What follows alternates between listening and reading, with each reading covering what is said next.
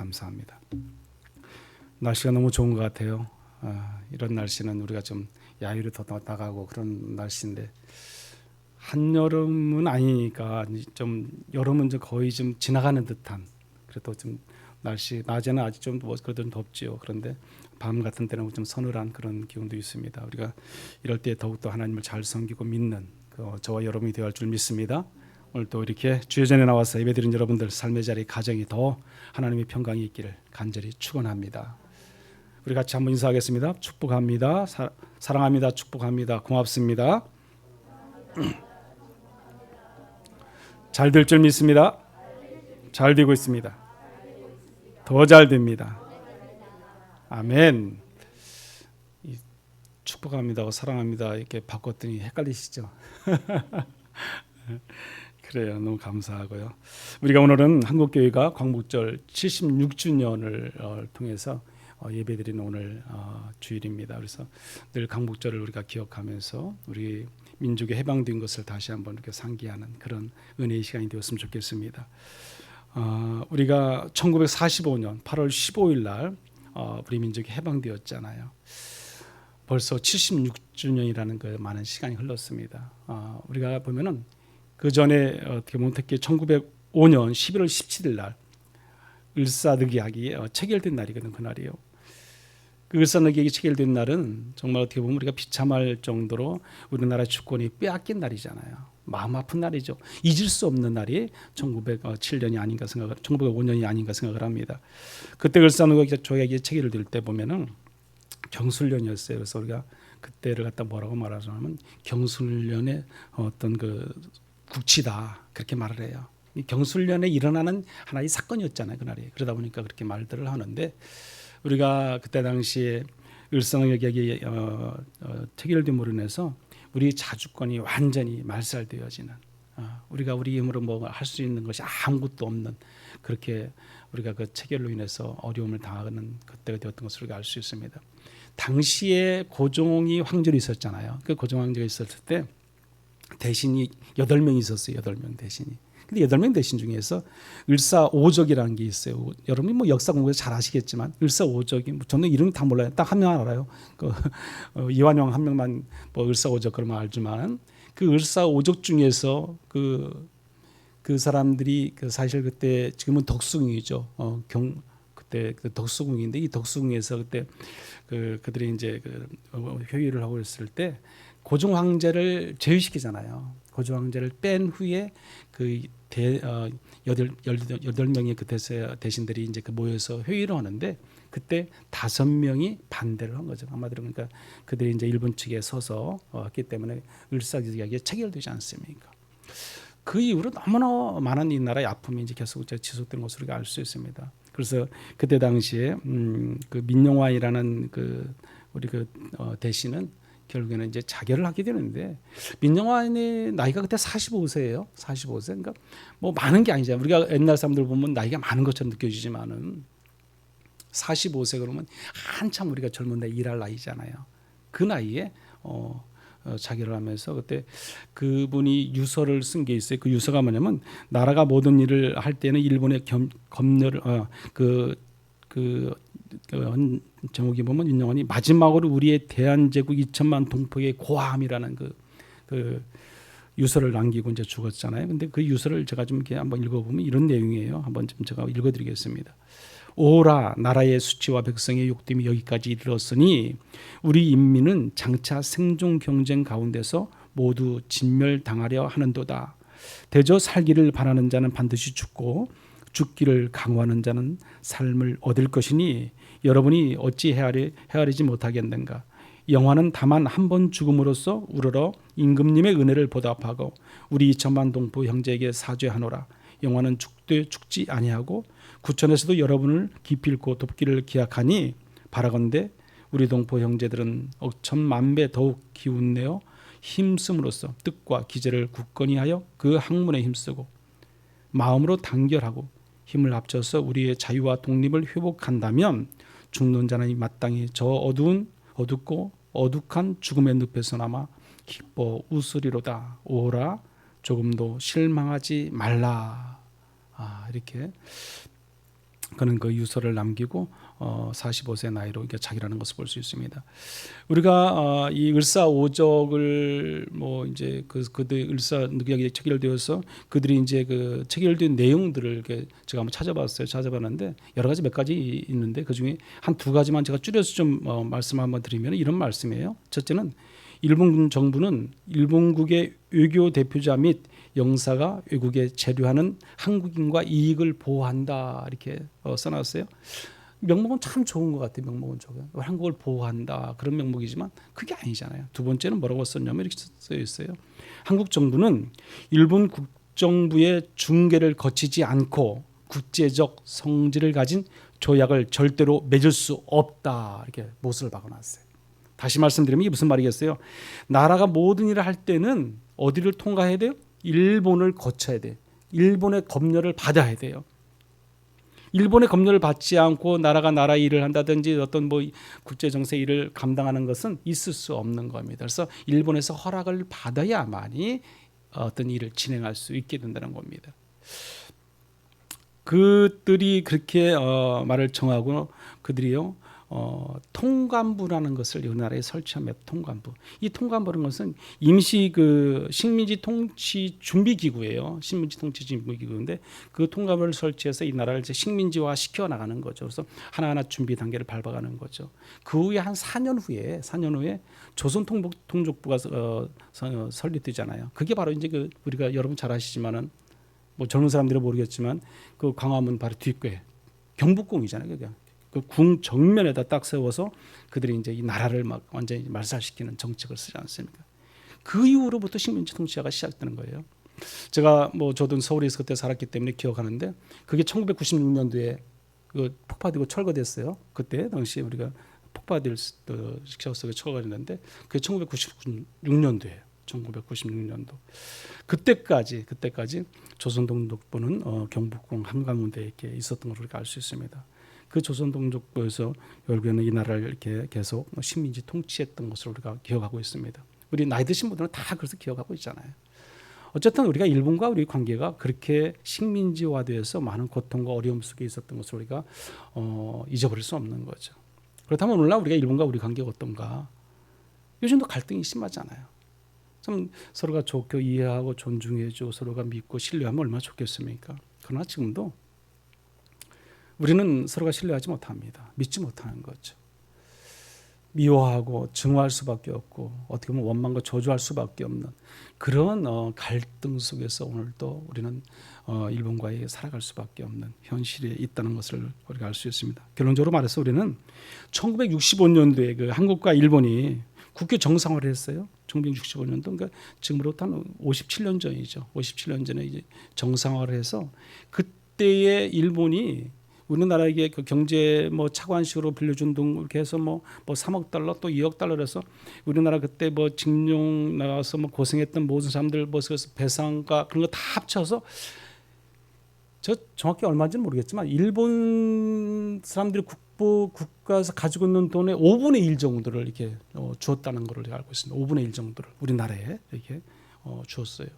뭐 그때 당시 5분의 1 그 나라의 돈 중에 보유하고 있는 돈 중에 5분의 1 줬다면 많이 준 거죠. 적게 준 건 사실 아니죠. 그 당시에는. 그러는데 이제 문제는 우리가 잘 아시지만은 그들은 이미 그때 1965년도에 우리는 한일 협정이 이루어지면서 있음으로 인해서 이제 너희들에게 배상권과 무슨 경제권 모든 걸 다 지급했다. 이제 그거 아니겠어요. 근데 우리나라가 지금 우리는 아니다 그거잖아요. 그러니까 우리가 2018년도에 우리 그 대법원에서 판결 난 게 뭐예요? 얼마 전 이제 몇 년 전이지만 판결 난 것이 경제적인 그런 협조 그런 것을 받은 건 사실인데 배상은 아니다. 배상적으로는 아니다는 거죠. 그래서 그 징용에 나갔던 많은 근로자들이 일본 기업에서 일했던 자들에게 배상을 따로 해야 된다. 그거 아니겠어요? 그것이 계속해서 그 아베르 정권으로부터 지금 스가 정권까지 계속 이어져 가고 있는 겁니다. 안타까워요. 저는 이게 뭐 저는 개인적으로 뭐 제가 뭐 무슨 이 나라의 뭐 국가를 이끌어가는 사람도 아니고 뭐 지도자도 아니고 아무것도 아니지만 이게 좀 더 우리가 서로가 이해하고 좀 그것은 서로가 만나서 먼저 풀어가야 할 문제라는 거죠. 이게 어쨌든 이런 문제는 그냥 서로가 자기 각자의 나라에서 그래 네 마음대로 그게 아니라 만나서 뭔가를 해결해야 될 그런 과제인 거죠. 근데 아직까지도 그게 해결되지 않잖아요. 서로 자존심 싸움만 하고 있는 그런 것을 볼 때 너무 안타깝다는 생각을 듭니다. 일본이 어떤 나라입니까? 일본은 식민지 국가의 여성들을 또 강제로 이렇게 어떻게 보면은 징용하여서 중국 위안부로도 썼던, 지금 말하면은 아마도 정신대 그런 나라잖아요. 우리가 볼 때 정말 이해할 수 없는 그런 나라이죠. 지금도 일본은 어떤 정신대 문제 얘기만 나오면은 자기는 나는 모른다 이제 그런 걸로 일관하고 있지 않습니까? 자기들이 잘못했으면, 이것이 문제가 됐으면 그것에 대해서 사과하고 다시는 안 그러면 되잖아요. 우리나라 그때 1919년도 3.1운동 만세운동하니까 어때요? 그들을 잡아다가 몇 명이나 죽였어요. 그때 7만 5천 명 막 그 자리에서 다 죽였지 않습니까? 그러니까 우리는 이리저리 많이 뭐 당하기도 했지만 어쨌든 우리가 일본으로부터 수모를 당하고 이렇게 저렇게 고통당하는 것은 얼마나 많은 아픔이겠습니까? 그런 일본을 우리가 바라볼 때 우리가 다시 한번 좀 더 이 나라를 생각하고 이 나라를 사랑하고 우리가 국가강이라든지 그런 나라 사랑하는 마음이 좀 더 강해야 되지 않나 하는 생각을 해봅니다. 저는 그 나눔의 집에 또 제가 한 2번 가봤어요. 2번 가봤는데 그때 갔을 때 그 나눔의 집에 계시던 할머니들이 이제 지금은 다 돌아가셨어요. 지금 TV에 나오는 사람들 보면 그때 저랑 만나고 그랬던 분들이 아니에요. 근데 그 나눔의 집에 가서 또 안타까운 것은 뭐냐면 국가에서 운영을 하지 않지 않습니까? 그것을. 그거 어디서 오냐면 조계종에서 운영을 해요. 나눔의 집을. 그러다 보니까 가면은 우리가 뭐 사람들의 대표로 가보면 거기서 영상도 보여주고 거기에 자료를 이렇게 보여주기도 알려주기도 하고 역사관도 있고 여러 가지 또 기록관이 또 있어요. 근데 조계종 그 총무원장님이 나와서 인사해요. 그 소개하는 거죠, 소개. 참, 우리 기독교는 뭐 하고 있나 그런 생각을 해요. 사실 그런 일들을 불교에서 많이 하는 게 아니라 기독교에서 많이 하잖아요. 가톨릭도 많이 하지만. 근데 정작 정말 이렇게 이슈화되고 더 이렇게 우리가 보여줄 수 있는 곳에서는 기독교는 없어요. 빠져있더라는 거죠. 늘 그런 안타까움이 저는 있었습니다. 일본이라는 나라는요, 독일과는 좀 다르잖아요. 독일은 자기들이 2차 대전 때 잘못됐던 거, 자기들이 너무 그랬던 문제점을 그대로 다 자기들이 사과하고 인정하고 또 그때 너무나 그렇게 많은 사람들을 피해를 주고 고통을 줬던 그 사람들을 잡아다가 심판하는. 그래서 휠체어를 타고까지도 와서 90이 넘어도 그들은 심판을 받지 않아요. 근데 일본은 전혀 그러지 않지 않습니까? 그들은 무조건 모르세지 않습니까? 우리는 그러지 않았다. 일본이라는 나라는 어떻게 보면 제가 볼 때도 우방이죠. 21세기도 함께 해야 할 나라고. 그런데 이웃인데도 왠지 저는 그 개인적으로 멀게만 느껴지는 나라가 일본이 아닌가 생각을 해봐요. 그래서 어떻게 보면 가까운 나라이지만 항상 경쟁 상대요. 항상 이기고 싶고 또 어떻게 보면 경계 대상으로 보여지고 있는 나라가 일본이라는 거죠. 가깝고도 먼 나라. 그래서 우리가 그런 말 잘 하지 않습니까? 그런데 일본 하나면 우리가 바로 옆에서 우리를 힘들게 어렵게 하나요? 아니잖아요. 남북 간의 관계도 그렇고 지금 분열된 상태에서 늘 우리는 대치할 수밖에 없는 상황. 불안하지 않습니까? 근데 일본보다도 어떻게 보면 더한 나라가 난 중국 같은 그런 마음도 들어요. 이건 제 생각이에요. 이 중국은 어떻습니까? 여러분 중국 이루 말할 수 없는 우리에게 많은 또 어려움을 또 주는 나라가 중국이에요, 여러분. 일본 못지않은. 근데 우리가 좀 더 정신을 차려야 되지 않나 생각을 합니다. 특별히 하나님을 믿는 믿음의 백성들이, 하나님을 믿는 믿음의 성도들이 이 나라를 더 생각하고 국가관이 투철해서 지금 이 나라를 잘 이끌어갈 수 있는 그런 민족의 지도자들이 우리 기독교인들에서 나와야 돼요. 그걸 위해서 우리는 뭐 해야 돼요? 늘 기도해야 되는 겁니다. 오늘 저와 여러분이 그런 믿음의 성도들 다 되시기를 간절히 축원합니다. 오늘 보면은 우리가 일본에게 나라를 빼앗기고 36년간 식민지 통치 생활 속에서 8.15 해방을 기쁨을 만끽했던 것처럼 유대 민족도 우리나라처럼 이렇게 구속의 날이 있었어요. 그래서 유대 민족 모든 민족이 멸망할 수밖에 없는 여건 속에 있었던 날이 있었다는 겁니다. 그게 바로 이 불임절 사건인데 오늘 에스더의 이 4장의 본문의 말씀 속에 나오는 사건입니다. 이 에스더는 10장으로 돼서 10장으로 이렇게 되어 있는데 그 말씀 속에서 보면 제가 오늘 다 볼 수는 없지만 한 절의 말씀을 통해서 에스더를 잠깐 이렇게 접하지만은 에스더는 그 에스더가 간절히 하나님께 기도하고 그가 아하수의 왕을 찾았을 때 그 문제가 해결되는 그런 은혜와 역사가 있게 된 것을 우리가 볼 수 있습니다. 이 3장에 보면요. 여기 3장에 보면 3장 1절에 보면 누가 나오냐? 아하술의 왕이 아각 사람 함무디아의 아들 하만의 지위를 높여서 그 하만이라는 인물이 나옵니다. 이 하만이라는 인물인 누구냐면 이 아각 사람인데 아멜렉 족속이에요. 여러분 아멜렉 족속 그러면 누구 언제 생각납니까? 이스라엘 민족이 출애굽해서 40년 광야 생활 속에 들어갔을 때 가장 먼저 전투했던 사람들이 이 아멜렉 사람들이에요. 아멜렉 사람들과 이스라엘 민족, 곧 다시 말씀드리면 여호수아가 군대 대장이 돼가지고 싸웠던, 여호수아가 칼도 없고 뭐 창도 없이 그냥 뭐 맨몸으로 가서 싸웠던 사람들이 누구냐면 이 아멜렉 사람들이에요. 그 싸움에서 이기지 않아요. 하나님이 함께 개입하시고 인도하시니까 어떤 싸움이든 이길 수밖에 없는 거죠. 근데 이 하만이라는 인물이 거기에 속한 인물인 거죠. 근데 이 하만이 모르겠어요. 이 하만이 그런 사람인데 이 아멜렉 사람을 그 사울 왕 때도 보면은요, 하나님께서 그 아멜렉 사람 모든 사람을 다 진멸하라고 했어요. 아무도 남기지, 심지어 짐승까지, 아이까지 다 죽이라고 그랬어요. 어떻게 합니까? 사울이요? 한번 성경 한번 볼까요? 사무엘상 15장 3절에 보면 이렇게 말을 합니다. 우리 같이 한번 읽어보겠습니다. 지금 가서 아멜렉을 쳐서 그들의 모든 소유를 남기지 말고 진멸하되 남녀와 소아와 젖먹는 아이와 우양과 낙타와 나귀를 죽이라 하셨나이다 하니. 아멘. 사울은요 그렇게 하지 않았어요. 불순종했다는 거죠. 아각을 죽이지 않았습니다. 짐승들도 살찌고 튼튼하고 좋은 것도 건강한 것들은 죽이지 않았어요. 욕심이죠, 욕심. 욕심을 떠나서 하나님 말씀에 불순종했다는 게 문제죠. 순종하지 않았다는 게 문제죠. 사무엘상 15장 9절에 이렇게 말합니다. 우리 같이 한번 읽어봅니다.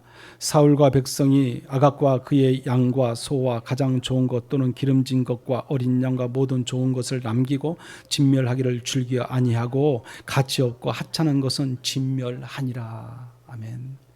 사울 왕이 아멜렉을 진멸하는 하나님의 명령에 불순종했던 것을 알 수 있습니다. 결국 그 사무엘이 그 아각이라는 자를 누가 죽여요? 사무엘이 죽여요. 사무엘 선지자가 결국에는 죽입니다. 성경 뒤에 보면 나오는데 아멜렉 족속의 왕 아각을 찔러 쪼개는 것을 누가 했다? 사무엘 선지자가 했다는 겁니다. 누가 못했어요? 사울 왕이 못했어요. 하나님께서 사울 왕이 말씀에 순종하지 않으니까 버리는 거예요. 여러분 아무튼 어쨌든 이 하마이라는 자가 그 아멜렉 족속에서 나온 자손이에요. 여러분 그래서 자기 원수들을 자기가 어떻게 보면 이 유다인들이 원수라고 생각할 수 있어요. 우리 선조들을 너희들이 이렇게 죽였잖아. 그럴 수 있는 거죠. 그래서 유다인들을 모두 죽이고 싶은 그런 마음이 있을 줄 모릅니다. 당시 아하술의 왕이 하만을 총리 대신을 세웠거든요. 예수대에 보면 총리 대신을 세워서 아하술의 왕 바로 밑에 누가 있어요? 바로 이 총리 대신이었던 이 하만이 있는 거죠. 그 하만이 지나가면 왕이 지나가는 것처럼 뭐를 해야 돼요? 무릎 꿇고 막 절을 해야 돼요. 절을요. 경배하지 않으면 안 돼요. 그런데 문제는 뭐예요? 이 모르드게라는 사람이 예스더의 삼촌이죠. 그 모르드게라는 사람이 절을 하지 않는 거예요. 왜 모르드게가 절하지 않았습니까? 그는 신앙이었어요. 믿음이었어요. 오직 하나님만을 섬기고 믿는 사람. 나는 하나님 외에는 그 누구에게도 절을 하지 않는다. 여러분 우리가 분명히 알아야 돼요. 제사를 드리는 데 있어서 오늘날 지금도 보면은 여러분 교회 다니면서도요. 집에서 제사 드리면 똑같이 제사 드리고 머리 숙이고 절하고 제사해요. 절대로 그거 안 되는 거예요, 여러분. 하나님 믿는 믿음의 신앙인들이 아직도 제사를 드려요. 이건 하나님이 좀 봐주시겠지, 이해해 주시겠지. 노예, 절대로 안 돼요. 하나님 안 봐줍니다, 여러분. 우상하게 절하는 거, 우상에게 우리가 경배하는 거 하나님이 절대로 봐주지 않습니다. 여러분 어떤 일이 있어도 절을 하면 안 돼요. 다른 사람들은 다 믿고 신을 섬기고 우상을 섬기니까 절하겠지만 이 모르드게는 절할 수가 없었어요. 그래서 그 성을 지키는 입장에서 그 문입구에 서 있으면서도 그 모르드게는 그 하만이 지나고 절을 하지 않았어요. 근데 그 신하들이 이제 그것을 이제 알리는 거죠. 같이 있던 사람들이 이렇게 해서 하만이 안 하더라. 이게 알려주지 않습니까? 그 소리를 들은 그 하만은 어때요? 그 모르드게를 죽이고자 하는 것이고 결국에는 그가 유다인이라는 것을 알았기 때문에 모든 유대인들을 다 죽이고자 하는 계략이 있게 되는 겁니다. 우리 여기 본문의 말씀은 아니지만 이 3장 4절의 말씀 보면 이렇게 말을 해요. 4장 6절에 보면 날마다 권하되 모르드게가 듣지 아니하고 자기는 유다임을 알렸더니 그랬습니다. 자기가 유다인을 알렸다. 그러니까 이 모르드게는 그냥 나는 유다인입니다. 다시 말씀드리면 여러분들이 나는 예수 믿는 사람이에요. 나는 하나님 믿는 사람이에요. 그거예요. 당당하게 예수 믿는다는 것을 발표하는 거죠. 그렇습니다. 신앙인의 신앙을 지키는 것은 목숨과 같은 것이거든요. 우리가 한일 합방의 을사오적하면은 아까 제가 말씀드렸지만 이 이름이 5명인데 박재순, 이지용, 이근태, 이완용, 권중현 이 5명이에요. 5명이요. 근데 그들 외에 또 다른 대신들이 3명이 있었잖아요. 한 명은 모르겠어요. 그 2명이 누구냐면 민영환과 조병서예요. 민영환과 조병서의 그분들이 그 을사오적에 의해서 을사늑약이 체결되고 난 후에 얼마 안 있다가요. 그들이 다 자결을 하잖아요. 자결을 합니다. 근데 나는 그 꼴을 안 보겠다는 거죠. 이 나라가 망하는 꼴도 안 보고 일본으로부터 우리 국지스러운 그날이 있었고 그 후로 계속 우리가 식민 통치를 받는 것 자체를 나는 싫다는 거죠. 그래서 그들은 자결을 합니다. 그 이후로요. 많은 사람들이 그들을 따라서 자결하는 사람들이 많이 일어났다고 저는 알고 있습니다. 죽을지언정 을사오적과 유적들과 판을 치는 꼴을 못 보겠다. 그거 아니겠어요, 여러분? 오늘 본문을 모르드게는 목숨이 왔다 갔다 하는 상황 속에서도 그는 나는 하나님의 백성이기 때문에 내가 죽을지언정 나는 하만에게 절하지 않겠다. 그거예요, 여러분. 목숨 걸고 지금 절을 하지 않는 건 목숨 걸고 여러분. 뭘 하기 위해서? 내 신앙을 지키기 위해서. 내 신앙을 지키기 위해서. 여러분도 여러분의 신앙을 지키기 위해서는요. 목숨 걸어야 되는 거예요, 여러분요. 우리 인생의 삶의 자리에 목숨 걸 일이 많이 있습니다. 때로는 여기저기 있을 수도 있습니다. 그러나 내 믿음, 내 신앙을 지키기 위해서는 내가 목숨 걸 수 있는 그런 믿음의 자세가 준비가 될 수 있어야 한다는 겁니다. 그러나 하나는 어떻습니까? 모르드게뿐만 아니라 유다 모든 민족을 전부 다 몰살하고 시키고자 하는 그런 계략이 있습니다. 그래서 그들이 유다 민족이 법률을 어기고 그 아하수라 왕의 말을 따르지 않는다. 근데 거짓으로 이제 증언하는 거죠. 그러니까 아하수라 왕이 가서 말하니까 그 아하수라 왕이 그래 알았어. 그럼 조서를 꾸며서 올려주니까 도장을 옥새를 찍어주는 거죠. 그럼 그들을 다 처분해. 그거 아니겠어요? 다시 말씀드리면 우리가 다니엘서에 보면 다니엘이 그 있을 때 그 적들이 어떻게 합니까? 다니엘을 갖다 그 조서를 꾸미게 해가지고 조서를 꾸며서 어떻게 해요? 다니엘이 늘 날마다 기도한다고 해서 이런저런 것을 다니엘을 죽이고자 해서 사자굴에 집어넣지 않습니까? 결국은 사자굴에 다니엘이 들어가게 되는 거예요. 똑같은 거죠. 그러나 하나님이 함께 하시면, 하나님이 도우시면 다니엘이 살아났다는 것을 우리가 알 수 있지 않습니까? 오늘 본문의 말씀 속에서도 보면은 하나님이 함께하는 모르드게였고 하나님이 함께하는 에스더였던 것을 우리가 본문을 통해서 알 수가 있습니다. 여기 보세요. 보면 오늘 본문에 앞서 아까 말씀드렸던 우리가 사무엘상 15장 3절에 보면 지금 가서 아말렉을 쳐서 그들의 모든 소유를 남기지 말고 진멸하되 남녀와 소와 젖 먹는 아이와 우양과 낙타와 나귀를 죽이라 하셨나이다 하니 그랬잖아요. 근데 사울 왕이 어떻게 했어요? 불순종했어요. 따르지 않았다는 거죠. 그런데 이 말씀과 동일하게 똑같이 어떤 말씀을 하고 있어요? 여기는 본문의 말씀 전에 보면 4장 13절에 보면 이렇게 말합니다. 우리 같이 한번 읽어볼까요? 4장 13절의 말씀. 이에 시작.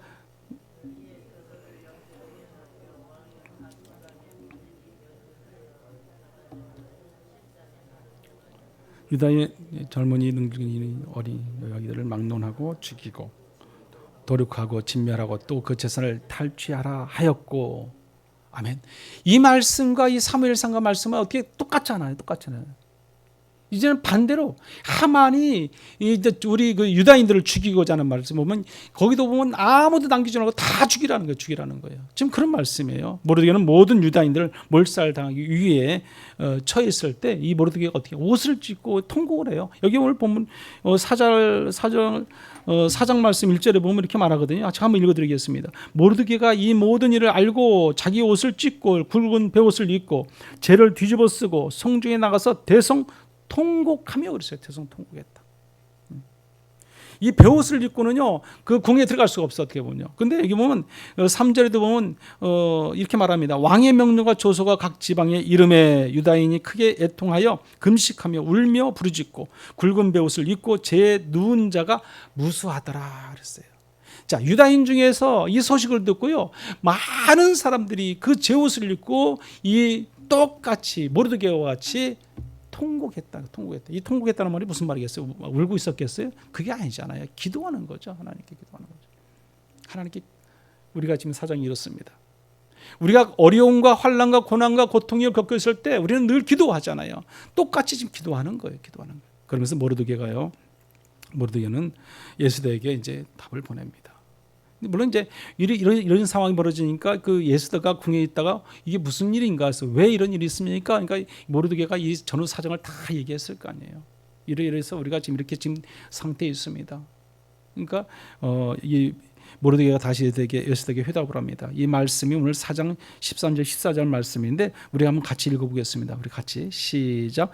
모르드게가 그를 시켜 예스더에게 회답하되 너는 왕궁에 있으니 모든 유다인 중에 홀로 목숨을 건지라 생각하지 말라.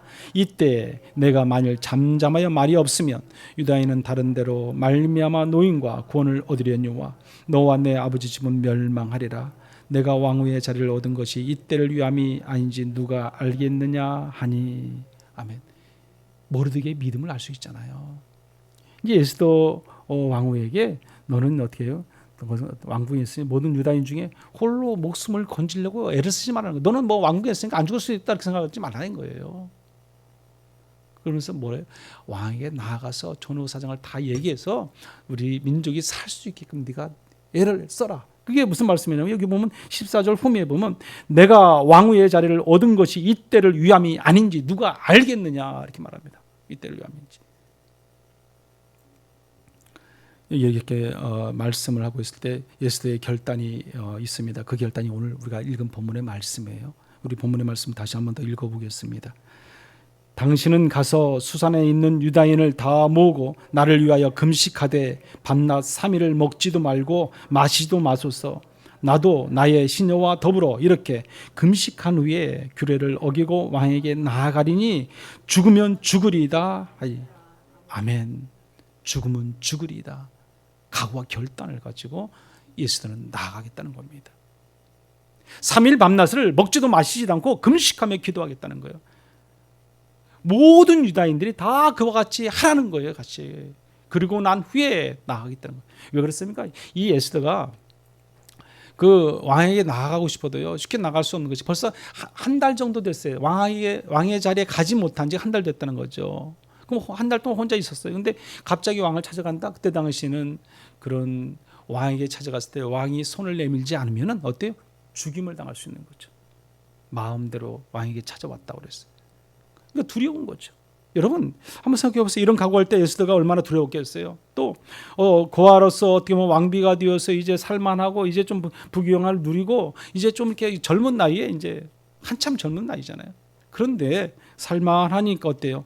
그는 이제 어쩌면 죽을 수도 있겠다 하는 생각을 한 거죠. 우리가 왕에게 찾아갔을 때 그는 결국은 죽을 수밖에 없는 그런 상황이 돌입하니까 두렵고 또 초조한 감이 없으나 있을 수도 있다는 것입니다.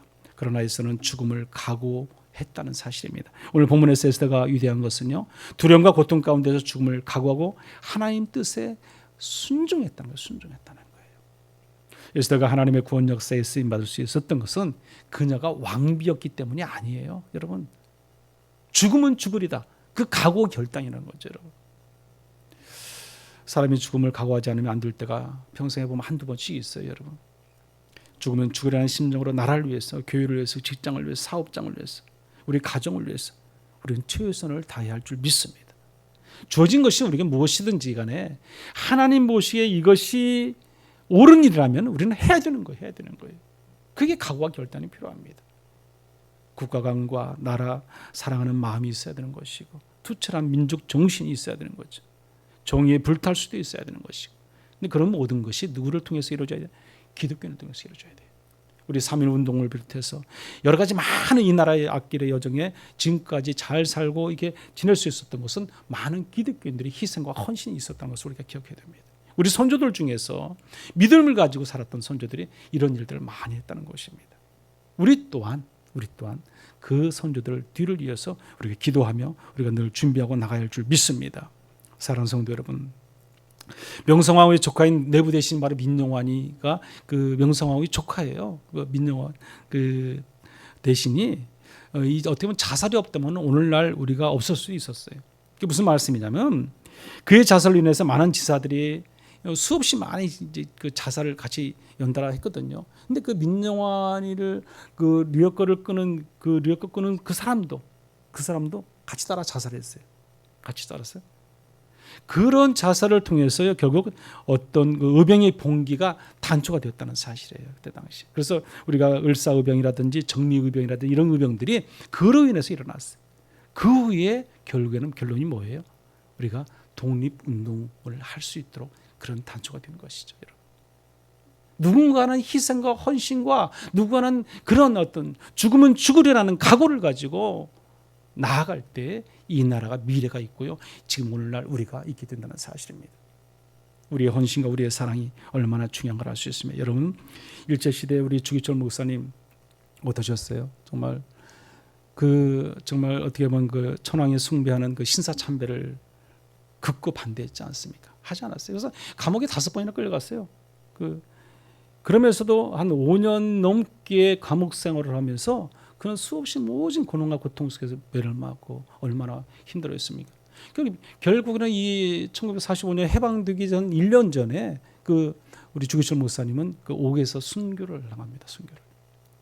1년 후에 해방인데 해방도 못 보고 결국 돌아가시는데 그 주기철 목사님이 하신 말씀이 있어요.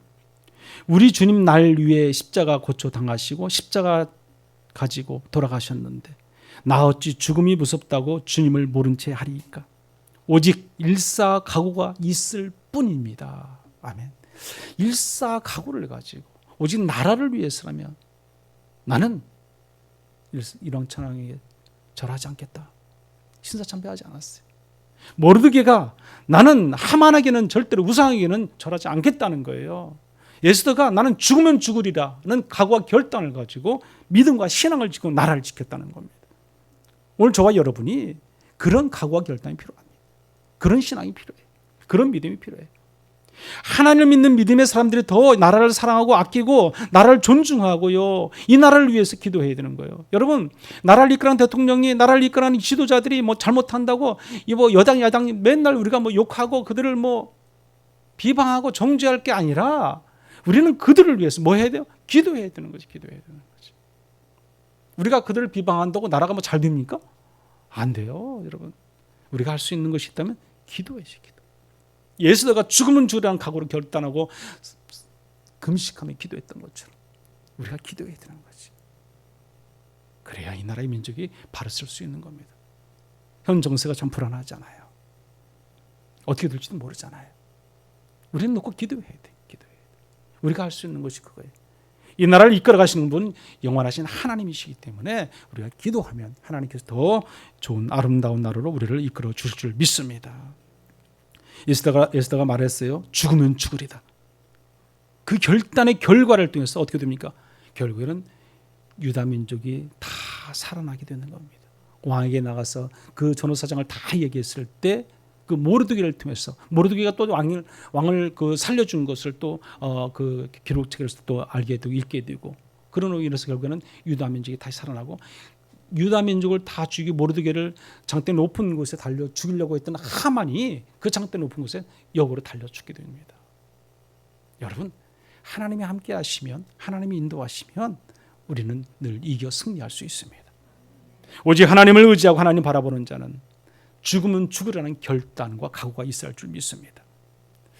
우리도 이 시간 다짐하시기 바랍니다. 아침 일찍 일어나서 새벽 기도하고 피곤해 죽을 그런 마음이라도 우리는 죽을 두려워하지 않고요. 죽으면 죽으리다 하는 그런 각오와 결단을 통해서 기도하시기 바랍니다. 우리가 주의 전에 나와서 예배드리는 이 모든 예배, 대예배, 공예배, 우리가 내려온 직장생활, 사업장, 또 여러 가지 많은 사업, 뿐만 아니라 우리 가족 일, 여러 가지 일들을 통해서 우리가 정말 피곤해 죽겠지만은 하나님의 전을 지키고요, 성전을 나와서 예배드리는 것이 우리가 죽으면 죽으리에 대한 각오를 통해서 예배드려야 할 줄 믿습니다.